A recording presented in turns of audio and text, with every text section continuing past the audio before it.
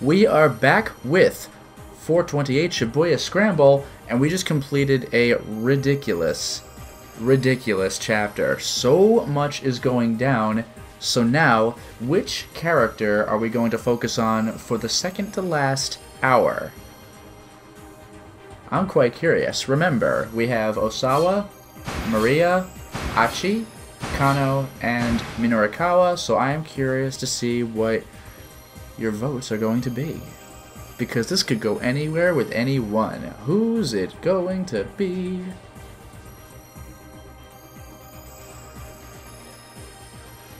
We concluded the last thing with Osawa. Oh my god! Minorikawa's all charred from the explosion. That's amazing. What a freaking nice touch. Does anybody else... Kano got there later. Achi wasn't close enough. Maria wasn't there. Or not close enough. That's a clever touch, though. I love that.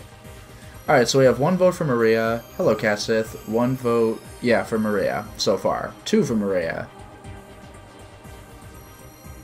One for Minorikawa. Also, hello, Mev. So two for Maria, one for Minorikawa, two for Minorikawa. Hello there, Meowington. So 2 and 2. Do we have anybody else? Because right now it's tied between the two M's. Just kidding. 3 for Minorikawa. Who has just been told that Toyama killed himself, even though... Or, no, not killed himself. Was in the car that exploded. Which we know is not true. But he doesn't know that. So Minorikawa?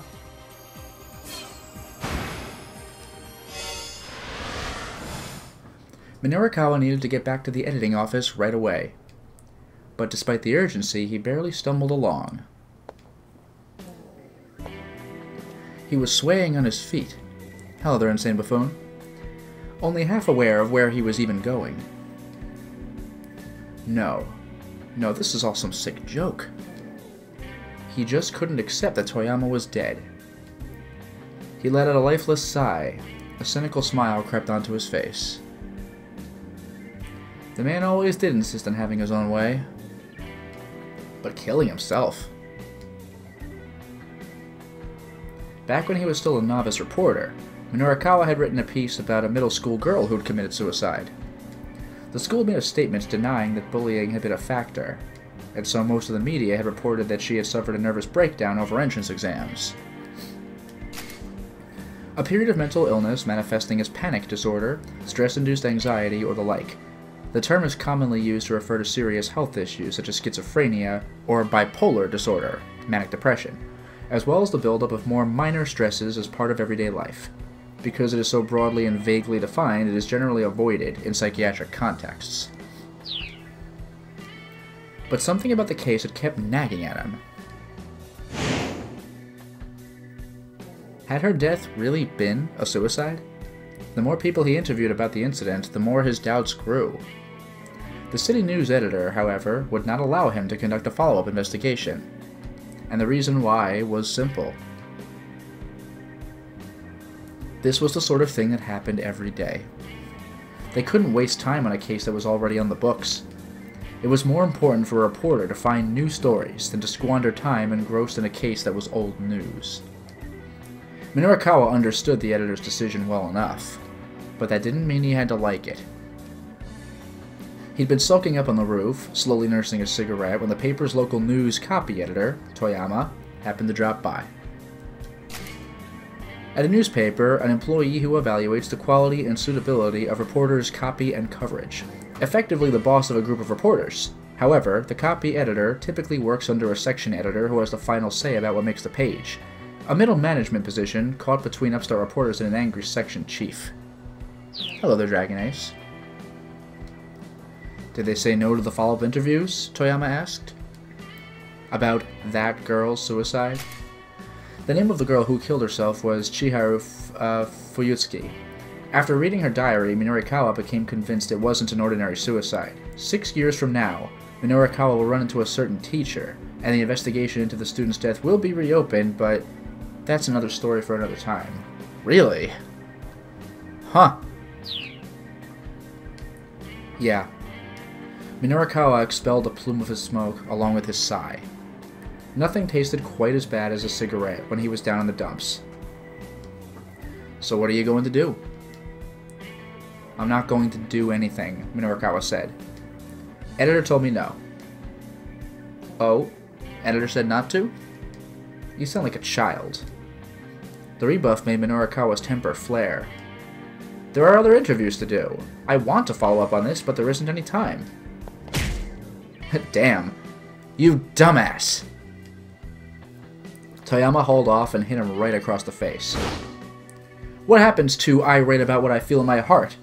That's the one thing I refuse to back down on. What happened to the guy who used to bitch at me like that? Toyama's words hit their mark with painful precision. The interviews aren't over until you have what you need. No, you refuse to let them be over. You go after the truth no matter what anyone tells you. Isn't that what being a journalist is all about? Minorikawa scowled in chagrin. The man was exactly right. Until you have what you need. Those words had stuck with Minorikawa ever since.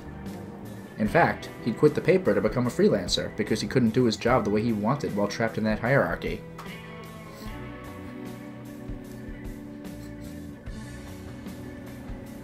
Now he wondered, what if Toyama hadn't killed himself, but had instead been the victim of a terrorist attack? But after considering the idea for a moment, he thought bitterly, so what? The reasons and the details hardly mattered at this point. What mattered was that Toyama was dead. Minorikawa sat down listlessly and stared up at the sky. The blank swath of blue made him feel all the more worn out. Just what had all the days running around been for? He felt so empty, so hollowed out by loss. All his motivation had drained away. He had no idea what he should do next.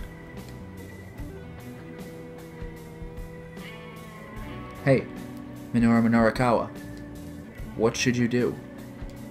He tried to listen to his inner voice. You've forgotten your passion. You need to get that back. Stand up. Right now, you just need to forge ahead. I don't know if there's much of a difference as far as gameplay progression is concerned, but what are people interested in saying? Passion, or just go keep moving? A or B, ladies and gentlemen?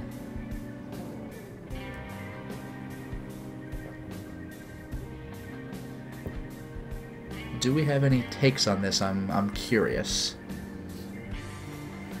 Like, I think it's a non-choice, but who knows? So we have one vote for B. Music's pretty appropriate. 2 for B, 1 for A. Do we have any more? If not, then I'll just bounce along.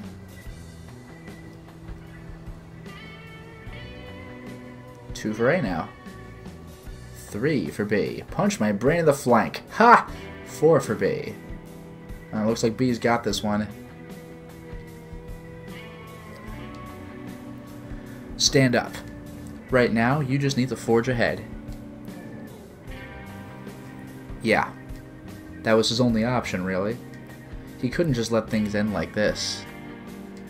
And he still didn't have what he needed for his articles, so Minorikawa took a deep breath, readying to get back on his feet.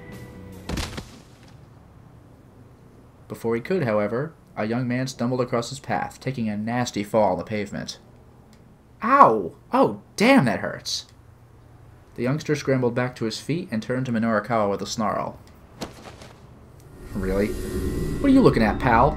The young man clutched a piece of timber like a club. There was a nasty gleam in his eyes.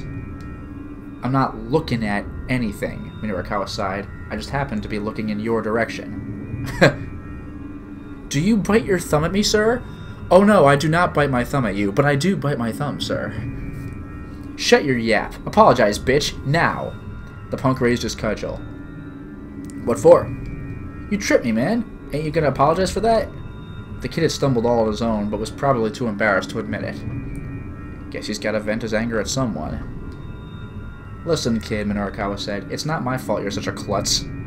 Remember that time Japanese used Yiddish? You know, like the pedal in a car that's got manual transmission? Oh, that's a clutch. Okay, so then like lumps of earth or clay? Oh, those are clods, you say? Right, so then we're talking about a sort of social get-together for coffee and conversation? Huh. Oh, right, that's a clutch. Never even heard of that. Is it when you try to fix something using stuff that isn't really meant for that purpose? That's a kludge? Okay. What the hell even is this? It's freaking genius. The hell you just say to me? You got a death wish, pal? With a murderous glare, the punk advanced at him, on him, brandishing his weapon. Hey, Minorikawa said. Is it fun hitting people with that thing? Alright, I'm sorry. Bring it on. Ladies and gentlemen, immediately the third choice of the stream. Not sure if sarcastic, apologize, aggression. A, B, C. What's it gonna be? With this, like, haze music. So, any options, ladies and gentlemen? We have A.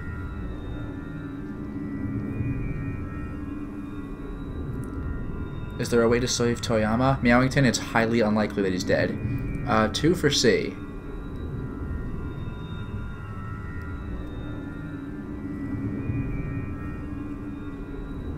Three for C. Mino, pounce. 1 for B. 4 for C. C's taking over. Bring it on. Well, the punk swung his wooden club without a moment's hesitation. It struck Minorikawa on the shoulder, knocking him off balance. Whoa, okay, don't really bring it on. Nah, man, it's too late for takebacks. Damn.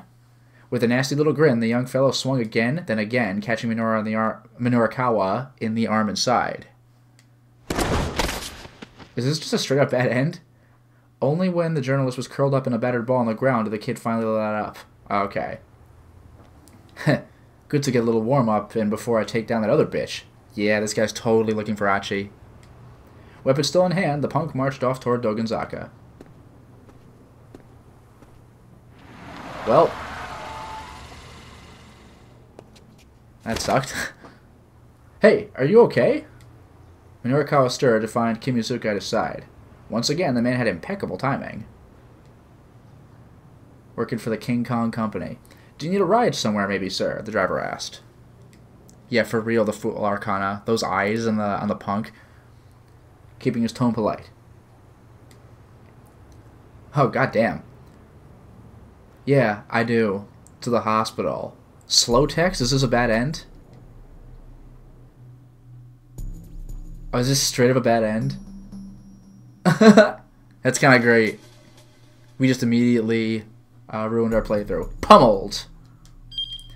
A hot-headed young punk gave Minorikawa a beating bad enough to send him to the hospital. Maybe a reporter friend shouldn't be quite so confrontational with this fellow. That's kind of funny. Like, I guess what did you expect, right?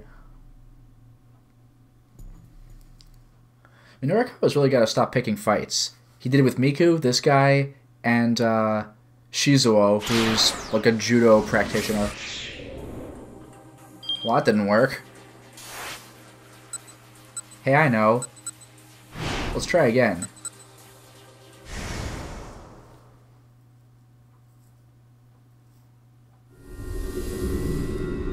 So, A or B, ladies and gentlemen, what's it going to be this time? Sort of roundabout, or just straight up apologize? Yeah, right, Fakafan. Is it a bad end, he asks. Yeah, I don't know what I was expecting. It's just funny to do it so early. So, what is it going to be? Is it fun, hitting people with that thing? Alright, I'm sorry. A again. Full reporter mode. Any other votes? B. A. B. 2 and 2. Any more?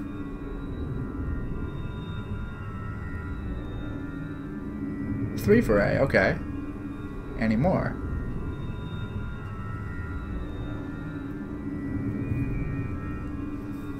Alright. Hey, it is. The corner of the punk's mouth curled up. Oh yeah.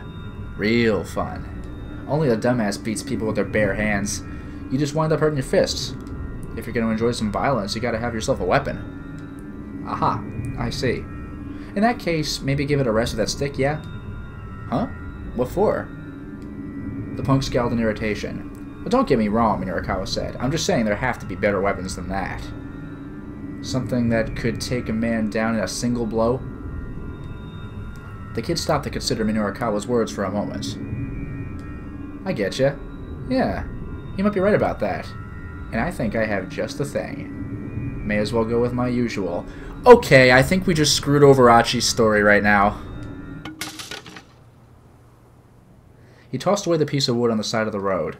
Don't you go anywhere till I get back. Got it? Yeah, sure thing. Minorikawa watched as the punk headed back the way he'd come. Man, he murmured, what a dumbass. Looking around, he spotted a taxi parked close by. We absolutely screwed Achi over. Royally.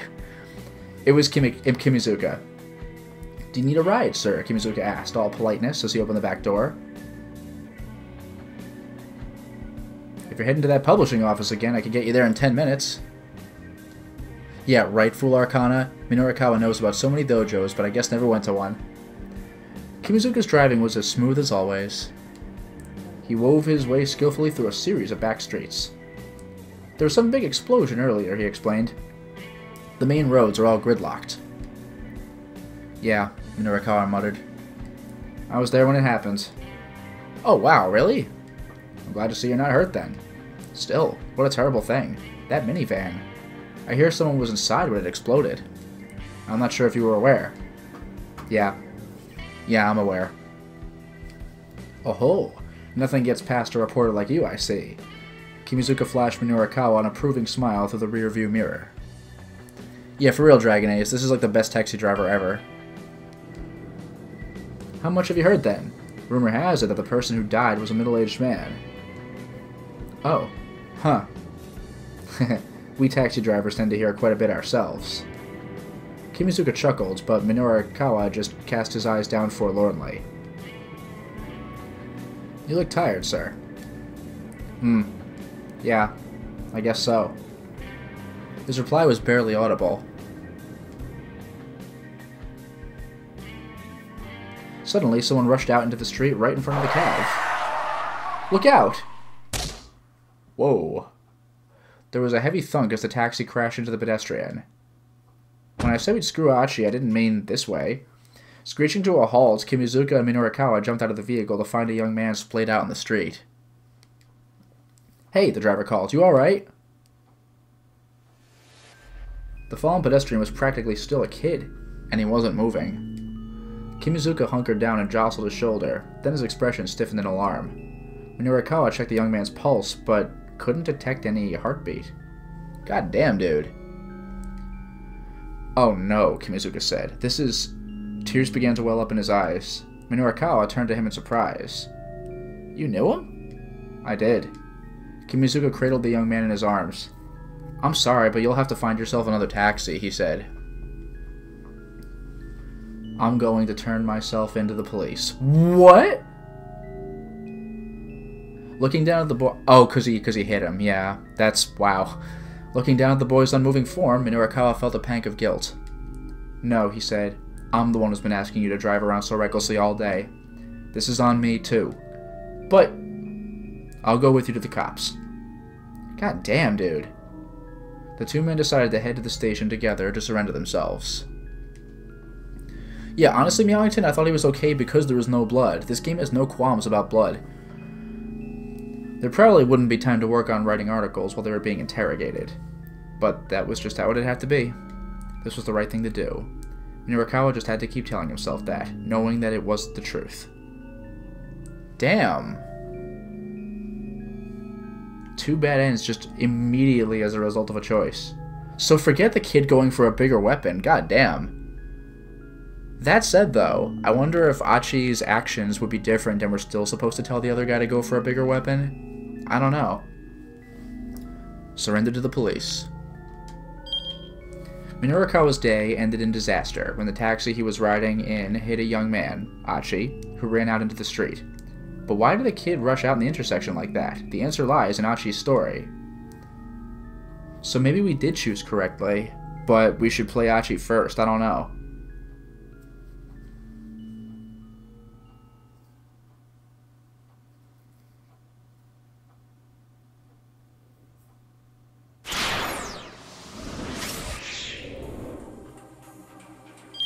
Just to see what happens.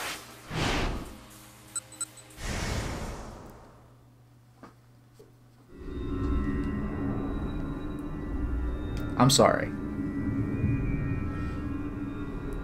Getting dragged into a street fight was not what he needed right now. It was better to just apologize and be done with it. Should have shown me that kind of respect from the start. The punk shook his head, muttering under his breath. Another dumbass, gotta get taught some manners. Okay. With that, the young thug headed off in the direction of Dogonzaka. Huh. Minorikawa looked around. He noticed a taxi idling nearby. Oh.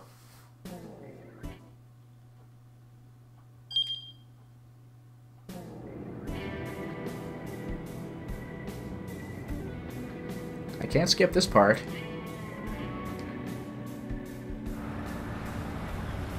Hello, Kevin. We got there. The taxi stopped outside of Heaven Publishing. Wow. But again, we probably were supposed to do stuff with Achi. Minorikawa left a 1,000 yen bill on the seat and exited the cab. He was stumbling his way toward the building when someone called out to him. Mr. Minorikawa? Hmm? Oh, wow.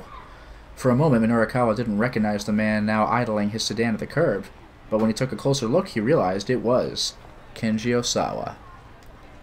Oh, Mr. Osawa. Sorry, but I haven't been able to look into that thing you asked about yet. I see. That's quite alright. Osawa looked pale and haggard. Minorikawa's reporter sense started tingling. This guy is the key to something. He recalled what he'd heard the detective and his buddy talking about back at the scene of the explosion. Yeah, Dragon Ace, we didn't talk as long to the kid. And we also didn't send him on a detour. Roughly 8 hours ago, they infected Maria Osawa with the UA virus. If we don't administer Kenji Osawa's antiviral before she develops symptoms...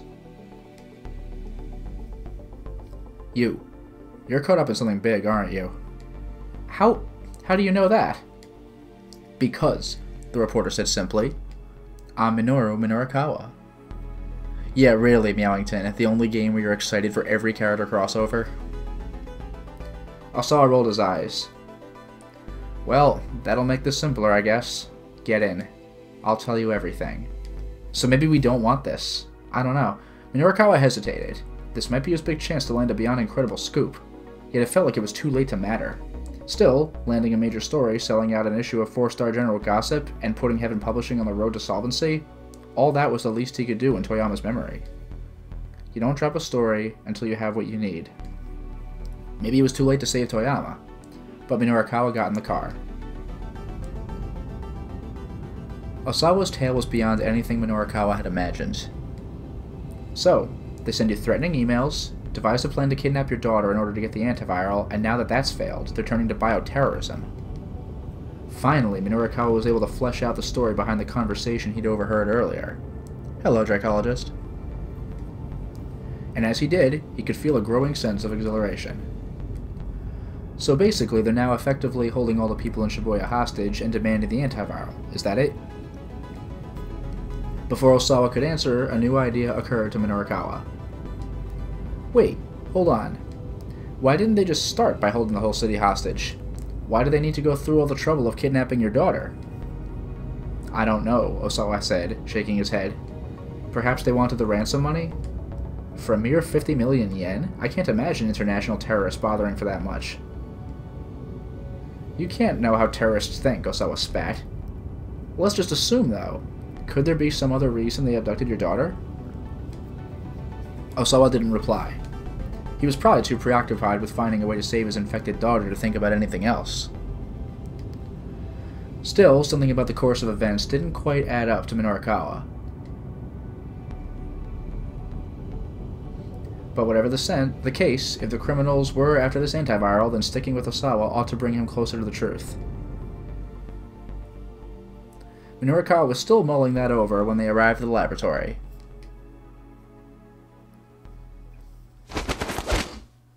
What? The two men hopped out of the car and were immediately rushed by a pair of security guards who subdued them in a matter of moments. "Hey," Minorikawa protested. "What the hell is this?"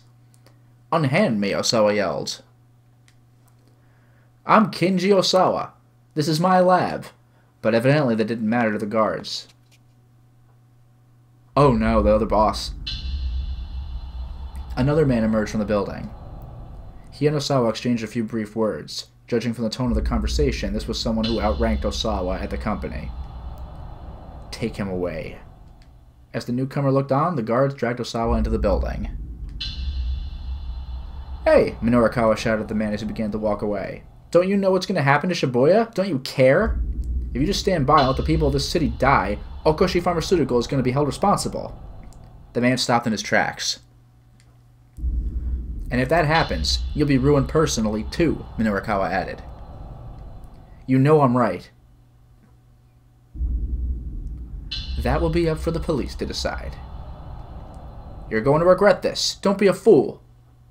Minorikawa's resolve was unwavering. His pen would mete out justice. He might have come close to forgetting what he'd once stood for, but now the old fire was back. "I see. It seems this isn't something to leave unchecked." The man gestured with his jaw. "Take him as well." More security guards surrounded Minorikawa. "Hey, stop it. Let me go." But though he struggled fiercely, there was no escape. Once he was dragged through those laboratory doors, Minorikawa never wrote another article again. God damn!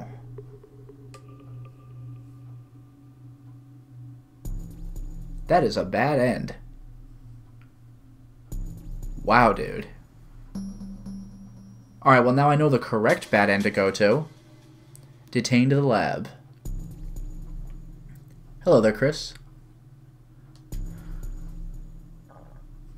Detained to the lab. Minorikawa accompanied Osawa to the lab, but there was no getting past the security guards, and even if Osawa can't get into his own lab, there's no real reason to go there. It's Osawa who needs to decide on a different course of action here. Damn, that's awesome. Okay.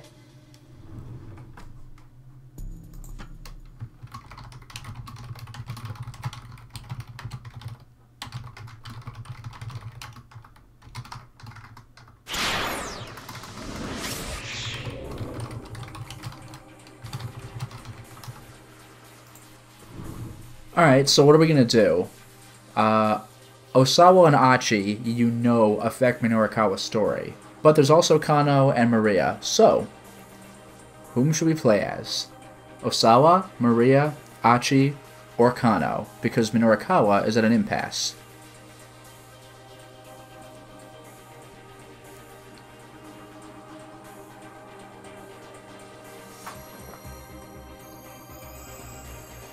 Yeah, Fakafan, I will go to the other Minorikawa option. Good call.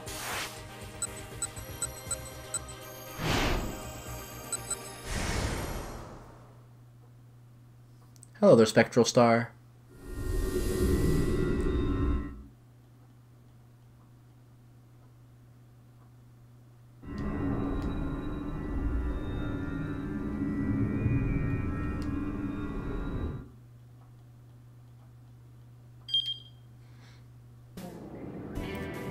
Alright, so we have, 1 for Achi. No, 2 for Achi, 2 for Kano. That's what it is. 1 for Maria. 3 for Achi.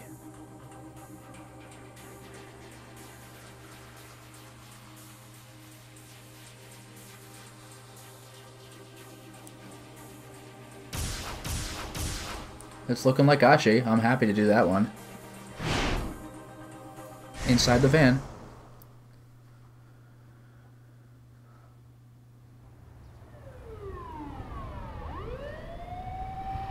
Achi could hear ambulance and police sirens wailing on the main road.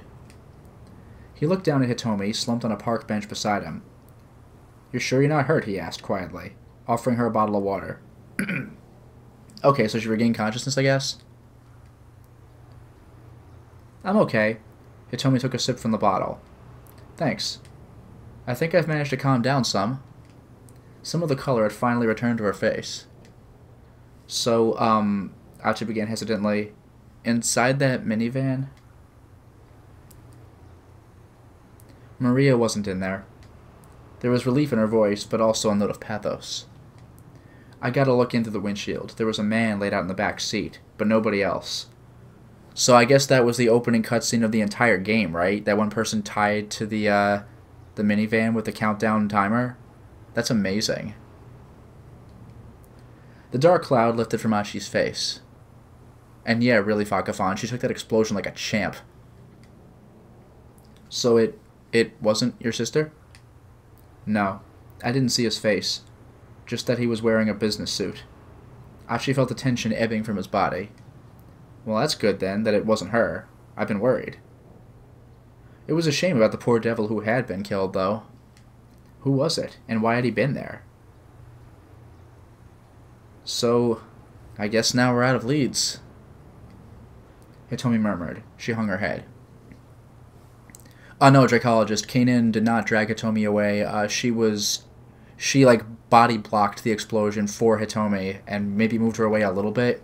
So I guess she kind of dragged her away, but then Kanan was out of commission. We could try the surveillance center again for now, Achi said. It'll probably give us better odds of finding your sister than just walking around. I guess you're right. Shall we then? Hold on. Achi had a sudden flash of inspiration. My house is a lot closer from here. Maybe I should ask my dad if we could check the camera from home. You can do that? Oh, hello there, Michael. We have the same system at our house. I'm sure my dad will let us use them. It? Okay. The two got up and headed for Endo Electronics.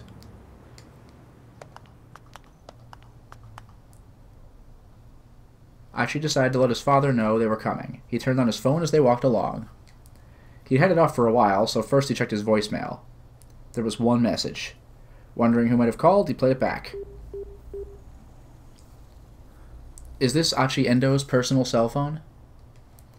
This is Dr. Saeki from Shibuya Central Hospital. Oh god, the sister. No wonder he was running. Seiichi Saeki, heart specialist and Suzune's attending physician, a preeminent surgeon who has successfully performed the Batista procedure, wherein the left ventricle is reconstructed after a third of it has been removed. Really? I thought that the Batista procedure was catching references that would otherwise have gone over your head. Huh? Huh? Anybody? Huh? I'm clever? Huh? Achi's expression stiffened. He pressed the phone closer to his ear. There's been a sudden change in Suzune's condition. Oh god. I tried calling her home as well, but got no answer. Achi felt the edges of his vision growing dim. As her brother, it would be good if you can come to the hospital as soon as possible. Oh god. It's...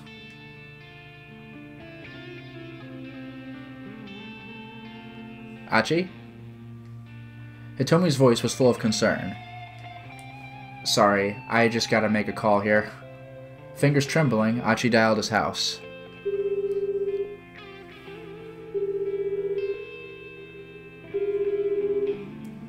The phone rang several times before switching over to the answering machine. Damn it. Where the hell are you, Dad? What's wrong? Hitomi asked. It's Suzune. It sounds like things have gotten pretty bad. Well, then we need to get to the hospital right away, Hitomi said. She sounded as anxious as Achi was. We can't go yet. Achi shook his head quietly. First, we have to save your sister. Hitomi bristled angrily at that. What are you talking about? She grabbed Achi by the arm and shook him. Right now, you need to be thinking about your sister. I can't. I made a promise to Suzune. A promise to help people and see things through to the end when something important is on the line. Yeah, for real, Fool Arcana and an Insane Buffoon, this chapter's freaking rough. He struggled to get the words out. If I break that promise, then I really am no good to her. But Hitomi didn't look like she was going to back down. Oi, get back here! Oh god, a threatening shout rung out from nearby. Achi looked around, startled, and saw a boy about high school age bolting out from behind a building on a side street. Several slightly older young men were hot on his heels. Achi knew their faces all too well. They were all members of S.O.S. They caught their quarry just before he could make it out into the main road. Heh, gotcha, newbie. So the kid they were after must have been a member too. Let me go! Oh, we'll let you go alright. After you pay up. One of the young men snatched the boy by the collar and shoved him against the wall of a nearby building. Ow! The boy's face scrunched up. What are you talking about? Playing dumb, huh? Interjected one of the onlookers. We told you that members all have to pay monthly dues, yeah? What are you, like loan sharks from Yakuza? The privilege of getting to call yourself S.O.S. don't come free, after all. Achi felt his blood boil. S.O.S. was trying to pull a shakedown on this new kid under the guise of calling it dues. Slang for extortion. A full-fledged crime. Naturally, the direct shakedown, give me all your money, punk, is quite unpleasant, but more roundabout ways of being shaken down could still leave a bad taste in one's mouth. Someone who was surrounded on the street by 8 people in pompadours who said, begging your pardon, but could you please hand over your money, might suffer no physical harm, but would still be the victim of a shakedown. Ha!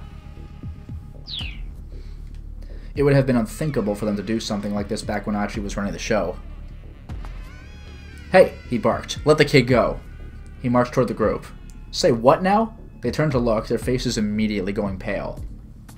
Oh, hey, Achi. Let him go. Achi focused his glare on the fellow holding the kid until he released his grip. You guys always go around doing stuff like this? None of the gang members answered. They merely turned their gazes glumly to the ground. Aw, shucks. Hey, Achi turned to the younger boy. Since when have they been doing this? But of course he realized there was no way the newbie would be able to tell him. Never mind, you can go. Achi gestured toward the main road. The boy was quick to run off. Achi waited until the boy was gone before turning back to the others. Does Suzumu know you're going around collecting dues like this? He asked. Man, we don't gotta tell you that, one of them muttered. Not since you deserted. What did you just say? Achi leaned in close, getting right in the guy's face. He was met with a defiant sneer. This ain't the old S.O.S. anymore. Not the old S.O.S.? Achi thought back to the other gang member he'd run into earlier, with the malicious gleam in his eyes. That guy had a stare of death for real. That guy. Pretty sure he said his name was Kiryu? Back when Achi had been with S.O.S., he'd never have let a guy like that get away with acting all high and mighty. Now it seemed like all these young fellows were ready to follow suit, eager to take him down a peg. You're old news, pal. Ain't your business to tell us how to do things. Achi felt a confusing flood of anger and sadness that he couldn't quite control. I'm not messing around here, you guys. He grabbed the nearest punk by the collar and hefted him up in the air. Damn. Then someone shouted from behind him. Hey, what are you doing? Achi put the guy down and turned around to see Suzumu standing there. Mind telling me just what's going on here, Achi? Suzumu flashed his underlings a sharp glare. They immediately took to their heels. Damn. Achi wasn't about to just let them go. He raced after them. Just what the hell was going on with S.O.S.? Achi needed to talk to Suzumu. I'm thinking B is the correct answer here, but A might give us a first-person perspective of the bad end. So who knows? What is your choice, people?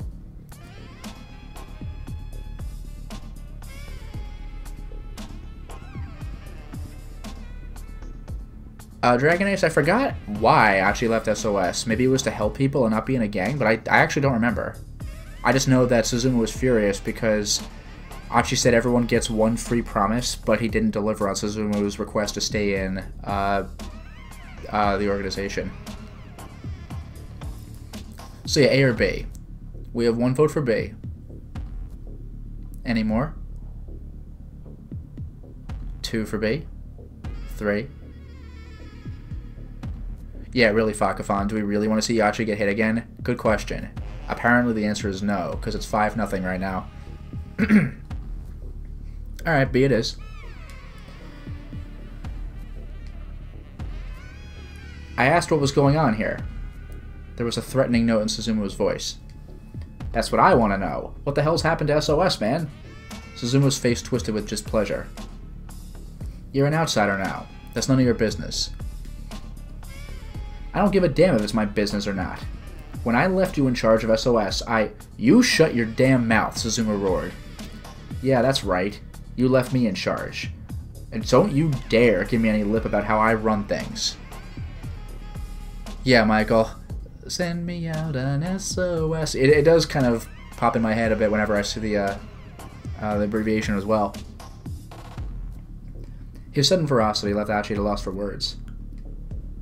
You're not the one busting your ass out here. I am. Suzumu stalked toward Achi, his face red with emotion. I've had to work so hard to keep things going with you gone. Do you have any idea what it's been like? Do you know what I've had to put myself through to keep S.O.S together? Hey, Dada. There was nothing Achi could say to that. He just kept his mouth shut and let Suzumu talk. You were gone. I thought maybe I could do things like you did. That anime shot. All at once, Suzumu seemed to deflate a little. He hung his head, hiding his face. And if I couldn't be like you, then... Hey man, I get it. And I'm sorry. But Suzumu kept his face averted. Please, he muttered. Stay out of our business. Then he turned on his heel and headed off without looking back. Damn. Achi watched him leave, feeling a painful sting. Rough.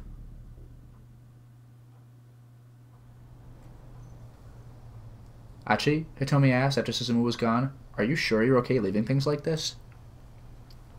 Achi shrugged heavily. Suzumu said he's doing what he can. It's not my place to butt in. He turned his back on Hitomi. He still needed a moment.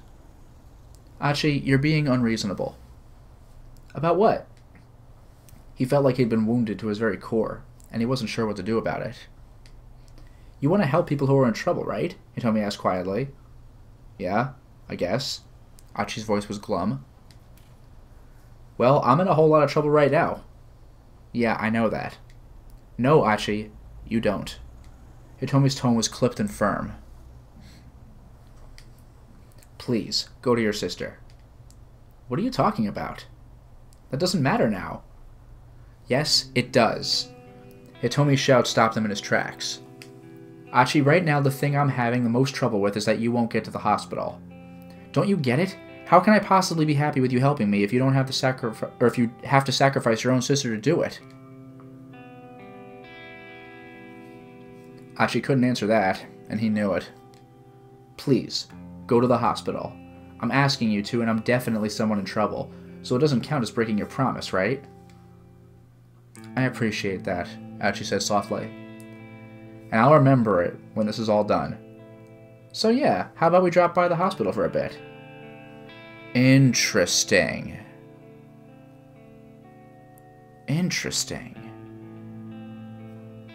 When Achi got hit, he was by himself, but I don't know if this is the same time frame as with Minorikawa, so I'm actually not sure which one to go for.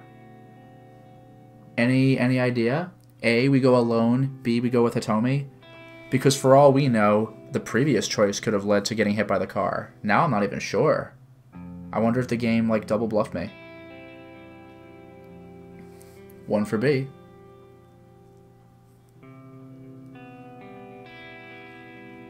2. 3.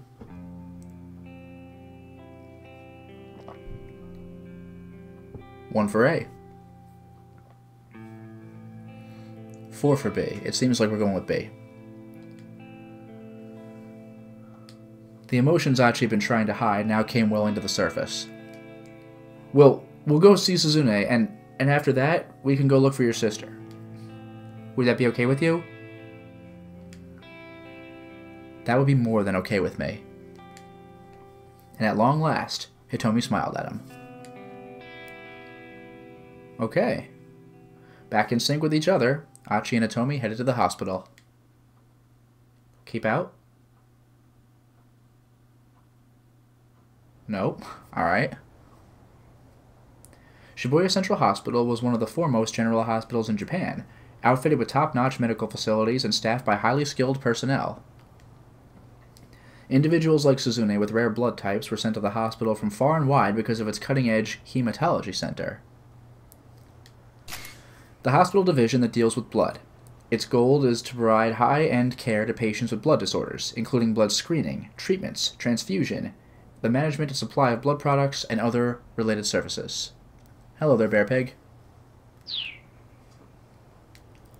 Achi asked Hitomi to stay in the waiting area while he headed on into the hospital proper. From the visitor's entrance, he passed by the nurse's station, then entered the cardiovascular medicine section and walked along a row of examination rooms. The cardiovascular system includes the heart as well as the various blood vessels that circulate blood throughout the body. Cardiovascular medicine deals with heart and blood issues such as angina, heart attacks, I was going to say a freaking enigma, heart failure, irregular pulse, and the like.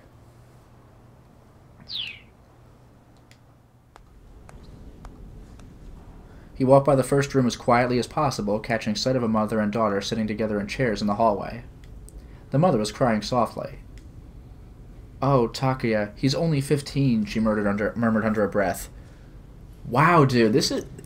I know this was already addressed in the chat a while ago, but this is really a downer of a chapter. The name Takuya didn't ring a bell. It was the only 15 that got a reaction out of Achi. Only 15? He couldn't imagine anything good coming after that. Yeah. To be cruelly taken away when one was still so young. Achi could feel the woman's pain as deeply as if it were his own.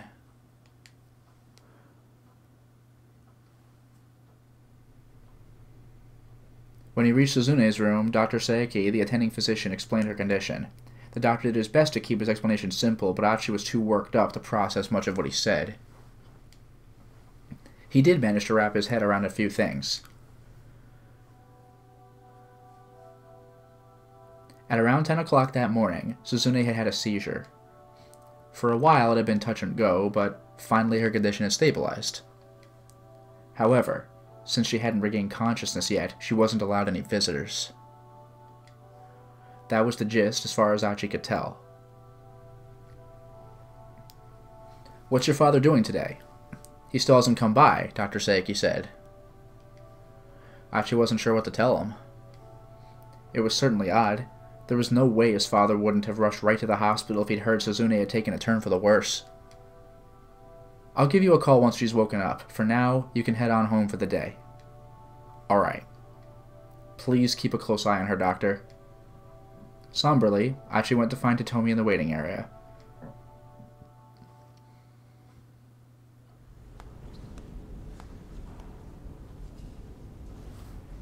Outpatient reception had closed for the day, leaving the hospital quiet. His footsteps echoed softly in the corridors. Then as he walked along, a particular sound drew his attention. It had come from over by the base of a nearby stairwell. Achi took a peek around the corner. Holy crap. Not sure if Kanan? The sight that greeted him nearly made him gasp aloud. In the dim light up ahead, he saw Kanan, and she had some white guy pressed against the wall, a knife to his throat. Stanley? Achi quickly yanked his head back out of view. Could it be? Was this the man Kanan said she was after? Achi had to resist the urge to go charging out there. Some amateur heading in half-cocked might well be more of a liability to Kanan than any sort of help. He heard her mutter something to the man in English. Damn, I'll never know what it is. I don't know English. We know nothing about Alphard's background, nationality, sex, age. Achi could just barely make out the words, but since it was all in English, he had no idea what they meant. But we do know that whoever they are, they have connections to Langley. Slang for the U.S. Central Intelligence Agency, CIA. Oh, headquartered in Langley, Virginia. I didn't even realize that. Similar to referring to the Japanese government as Nagatacho. The CIA has other nicknames, including the Company. That actually sounds really intimidating. The Agency, the Second Government, the Invisible Government, and the Coup Makers. God damn. The invisible government. Holy crap. Achi peeked out again, very cautiously, in time to see the man raise an eyebrow at Kanan's words. Interesting. That doesn't mean you need to threaten me at knife point, though. He flashed her a thin smile. It does, actually, because I happen to know that you're a CIA agent. Technically known as officers, the CIA refers to its own spies as agents. Someone in charge of directing agents is called a case officer. Case officers are stationed at embassies across the world in the public guise of diplomats, soldiers, and the like.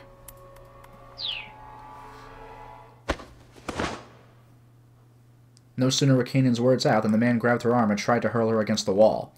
Just before her head connected, though, she jackknifed her upper body forward, then planted both feet against the wall and kicked off with tremendous force. God damn. Jesus.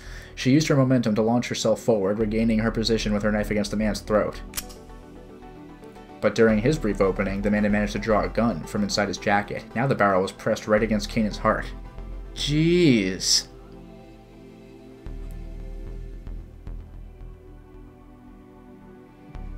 Achi swallowed the lump in his throat. How about we call a truce, Kanan said softly. She withdrew her knife. Yeah, sounds like you and me are both after the same thing. Aye, but alright. The man likewise lowered his gun. With a faint smile, Kanan turned her back on him and vanished down the adjacent stairwell. Achi had no idea what had just happened. They'd stopped fighting, though, so this guy probably wasn't Kanan's mastermind after all. If only Achi spoke a little English, he might have been able to follow their conversation. He found himself wishing he'd taken school more seriously.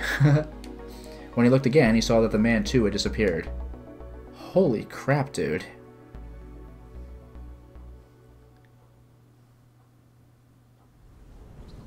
Hitomi stood up from her chair as Achi hurried to the waiting area.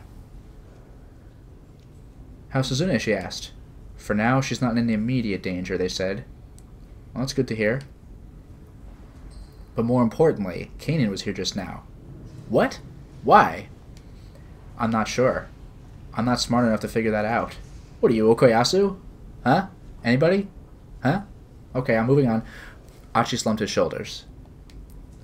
Huh? What? I'm not quite sure what you mean. Exactly. I couldn't understand anything she was saying. Hell, he couldn't even figure out how to get through to Hitomi. May I have a moment? A voice spoke unexpectedly from behind Achi. Jesus! His breath caught in his throat as he turned around. Standing there was the man Kanan had been struggling with. What's up? Achi asked. He tried to sound as nonchalant as possible. But the man wasn't looking at Achi. You're Hitomi Osawa, is that right? Yes? Hey, Achi snapped. Keep your distance. He stepped protectively in front of Hitomi. This guy. He's not what he looks like. Achi clenched his fists and adopted a defensive posture. Achi is a born fighter, but But this is Stanley, though. Hello, Ichigo Berry. Huh? Hitomi seemed panicked. Achi said, this might be the person Kanan was warning us about. Well, we know that's not true, but it might take us in an interesting direction. I don't know who he is, but he's not our friend. Oh, so either way? I don't know, though. A or B, ladies and gentlemen.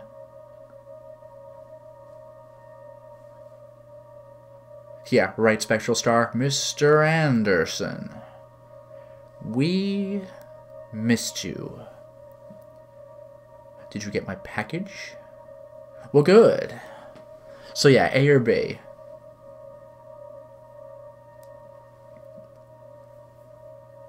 I hate this hospital, this zoo, this prison, this reality, whatever you want to call it. I can't stand it any longer. It's the smell, if there is such a thing. Hello there, Luke. So we got 3B, 1A. 4B. 5B. B is steamrolling this. I don't know who he is, but he's not our friend. The man calmly reached into his jacket pocket. Fearing he might be about to draw his gun, Achi braced for action. I still can't get over the ambassador is John Hancock. Like, actually John Hancock. That has to be some kind of in-joke. My name is Jack Stanley. I'm a security assistance officer with the U.S. Embassy.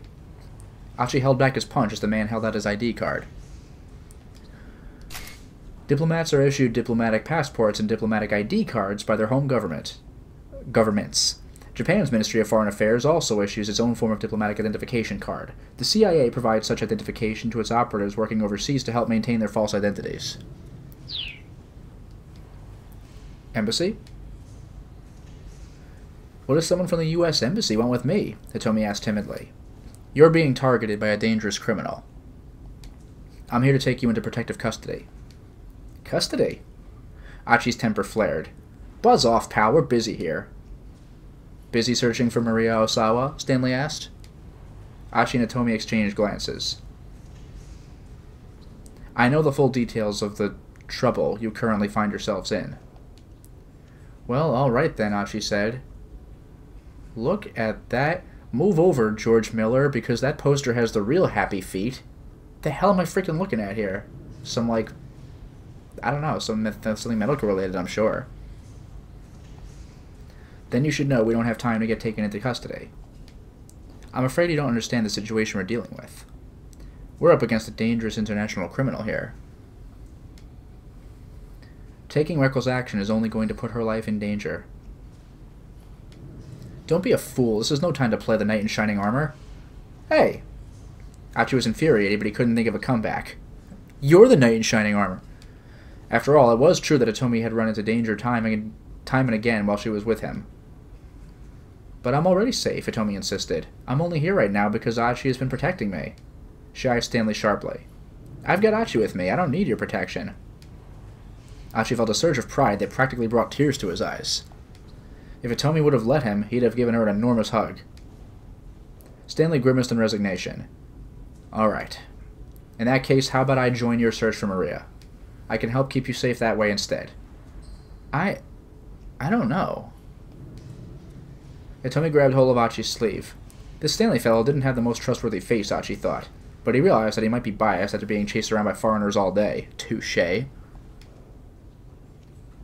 After all, if this guy really were after Hitomi, he'd probably have already made a show of force. Not only did he have a gun on him, he was sufficiently skilled in martial arts to hold his own against Kanan.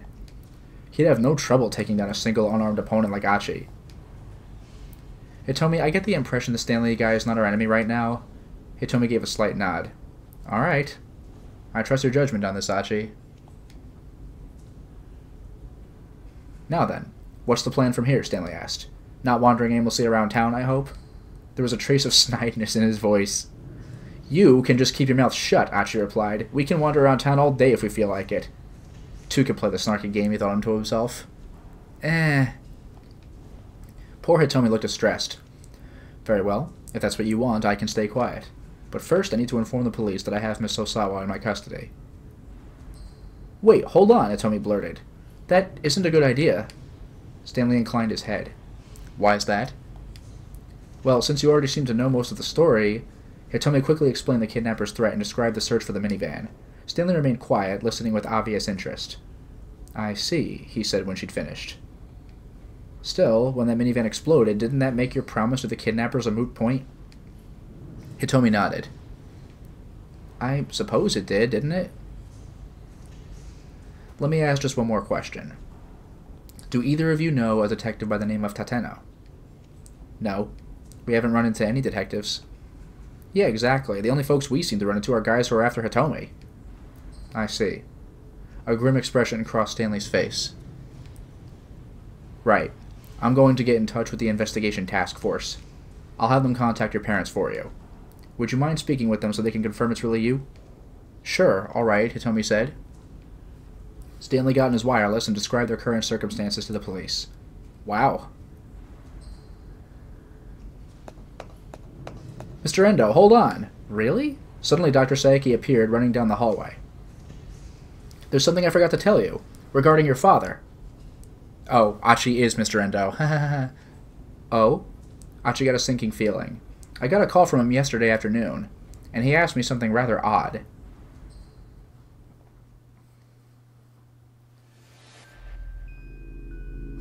Preparations for a transplant? I'm sorry, I'm not entirely sure I understand what you're asking. Saiki clutched the receiver. Daisuke Endo's brooding tone was more than a little disturbing. No, it's alright, Endo said. This is all just difficult to talk about, Doctor. Please forget I said anything. There's only one important thing I wanted to let you know. Yes?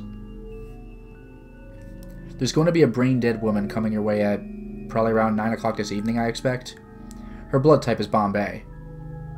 Bombay was the extremely rare blood type that Endo's daughter, Suzune, possessed. Any transplant donor for Suzune would also need to have the Bombay blood type. Since she has the same blood type as Suzune, the transplant itself isn't an issue, Endo continued. The only thing I'm concerned about is whether the procedure can be done within a limited time window. And I hate to trouble you, but I just called because I think it'd be best to prepare for the surgery as soon as possible. Wow. The more Saiki heard, the more disturbed he grew. It felt like he was listening to this man go on. Whoops. Listening to this man go on about some strange delusion. Doctor, please, just take good care of Suzune. With that, Endo hung up.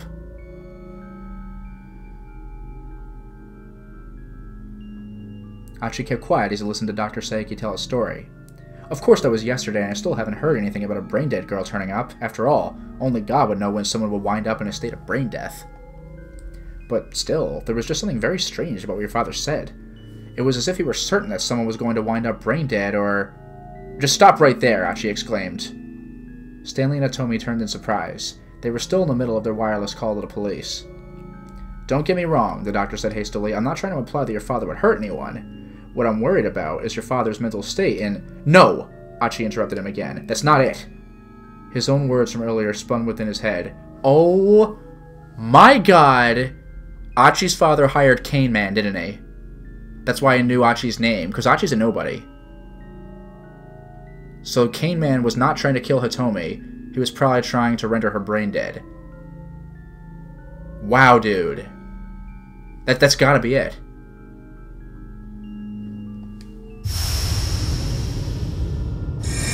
So long as we have these cameras, this guy has nowhere to run. Oh my god. The security cameras. I'm sure this is the place. Jesus Christ. The man with the cane. He'd been on the phone with someone. That didn't mean anything. It was just a coincidence. It couldn't be true. Achi searched desperately for some other explanation. That was it. Anyone from the downtown committee could have used the camera monitoring room. Yeah, no one's been by to check today. Oh my god, it was coming from Achi's house.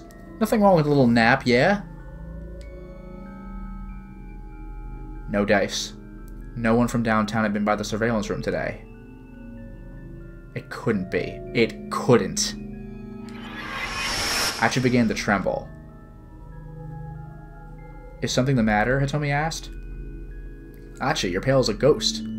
Achi gazed beseechingly back into her face. With just one simple question, he could clear this whole thing up. Please tell me I'm overthinking this. He prayed inwardly before asking. Hitomi? Would you mind telling me your blood type? Why do you ask? Please, just tell me. I have a sort of weird blood type, Hitomi said. It's called Bombay.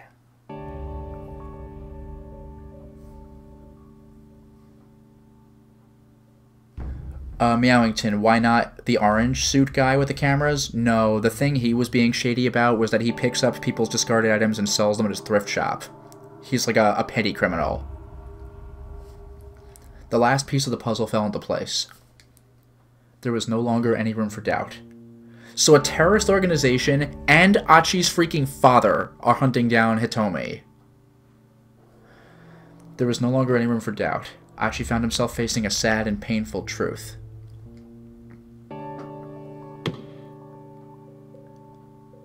Why? Why? With an anguished scream, Achi punched the wall as hard as he could. But his fist still didn't hurt as much as his heart. dead. Why? Dracologist Maria has the virus injected, but Hitomi has the antiviral. That is some to be continued. God damn. Well, now we could theoretically go back to Minorikawa's story because Achi survived to the end of his. Achi's been having regular to be continues lately. Like freebies. Holy crap, dude. And yeah, what Fakafan said, good on the chat for calling it regarding Endo's father however many streams ago. That is bananas. And we have 1 more hour. I mean, we obviously have the other characters to play as, but as far as Achi's concerned, there's 1 more hour. Wow, dude. Wow, dude. This chapter has been miserable, like, literally the entire time. Like, I'm sorry. This stream was a freaking downer. It just, like, the whole thing. Jesus. Well, anyway, on that unpleasant note, thank you very much for joining the stream, and have a wonderful night.